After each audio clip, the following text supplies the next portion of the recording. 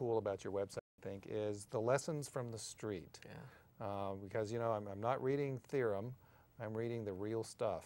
One of the lessons from the street is about Lisa, and it's hard to read this, but it says, "Welcome to the Belltown Open Air Drug Market." Yeah, that's some neighborhood activists trying to get the city's attention about drug problems in Belltown.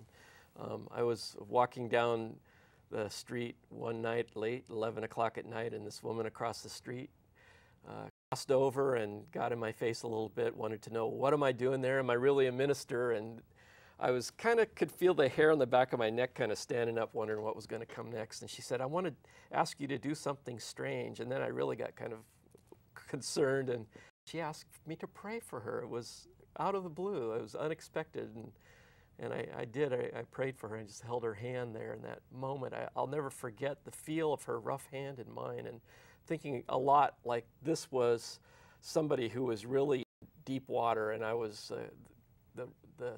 the rope to get her to shore, to get her to safety in that moment, you know. But what do you deal with people who are truly, from society's standpoint, at the bottom, Yeah. and you can't save them all. No. How do you feel when that happens?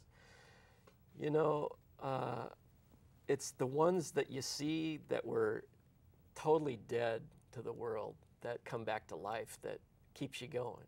I mean, once you find somebody who has a renewed life, somebody who's back with family or back to work and clean and sober, there's no way to describe the feeling that when you look into their face and you see the glint in their eye and their thanks, it keeps you going for a long time with the others that maybe don't make it. So.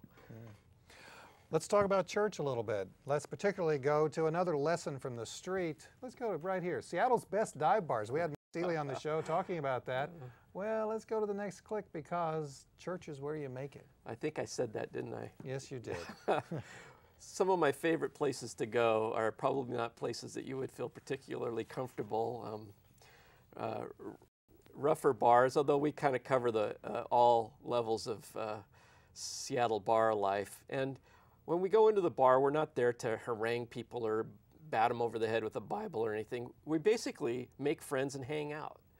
And stuff happens. That's the only way to describe it. People want to know, what are you doing in here? And we say, well, we haven't seen you at church lately, so now we're coming to you, you know, and they'll laugh. And they soon, over time, learn that we're there to care for them, and that's it. We have no agenda. And I think that's, it's a great thing. I mean, we see some amazing relationships develop, and then also support for our work with the homeless people coming from the folks in the bar. So like last winter, in the middle of this cold weather, I've got one of the guys in the bar that I go to say, "Hey, could you go check on this guy?" And he described some place out here on Aurora where he'd seen this, you know, just a body with a blanket over it, and he was worried that the guy was dead because he'd driven by a couple times over a course of several days and seen this guy unmoved, you know. And so here it was about 11 o'clock at night, and I'm sort of walking quietly up, so I didn't want to wake somebody and startle them, but the guy opened his eyes, he heard the foot tread near him, and I said, "Somebody just wanted to make sure you're okay." And I offered him a flannel shirt and a blanket, and he didn't take it. He was fine. But, you know, it's kind of an interesting way that the bar scene and the homeless folks kind of interact. So. Well, Seattle is famous for political bar crawls. Now you've got a homeless bar crawl. So seriously, do you go trolling from bar to bar? We're not out looking for homeless people. You know, and I joke with them. I said, our job is to keep you from rolling down the hill. You know, it's and they understand that. So, let's go to some more factoids, because these are disturbing. Homelessness factoid: the largest, fastest growing group of homeless folks are families with children, comprising 40% of the homeless population. Let's go to the next quote. Most have a single mother head of household, and the average homeless family has 2.2 children. Wow. Yeah. We have a tough time responding to families with kids at Operation Night Watch. It's just tough. We used to be able to put the occasional homeless family up in a hotel room out on Aurora here. low cost. In fact, when I started at Night Watch in '94, I could still afford to pay for hotel rooms in downtown Seattle. Can you imagine? I put No. up a family for 25 bucks in 1994 in downtown Seattle. Now, it was a rough place, there's no doubt about that, but it got them, you know, off the street for the night. I was a single dad and a mom and a 6-year-old. So, but what's happened recently, there's been such a growth in homeless families that I have no way that I can keep up with the need for hotel vouchers for these homeless families. Now, single moms with kids, there's some new resources that have opened up. The city of Seattle has committed some money to hotel vouchers that are accessible through the Y, and call the police department to access that. Also, Union Gospel Mission has just opened up a new shelter for women and women with children down in Rainier Valley on Othello, and that's taken some pressure off.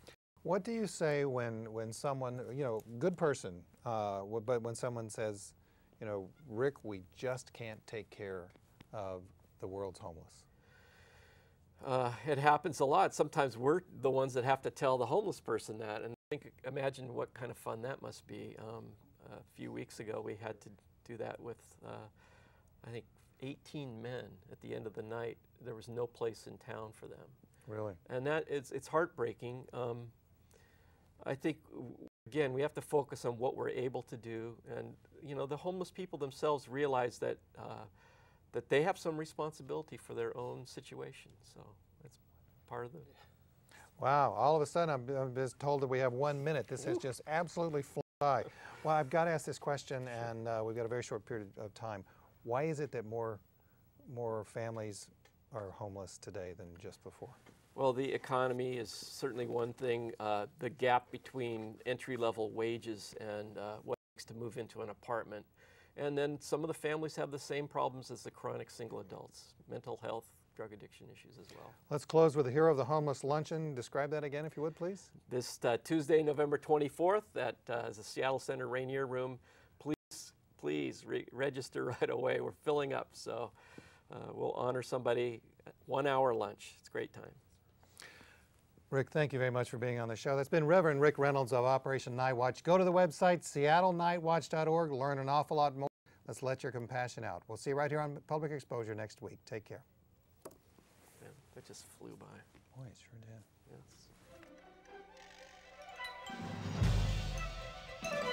Yes.